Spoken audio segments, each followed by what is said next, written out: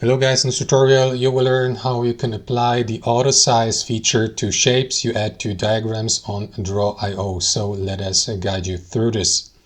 So navigate to your diagram. I will go, for example, with this one here. And what you want to do is click into the given shape or add a shape from that left panel here. And here to the right, navigate to the Arrange tab while having the shape selected.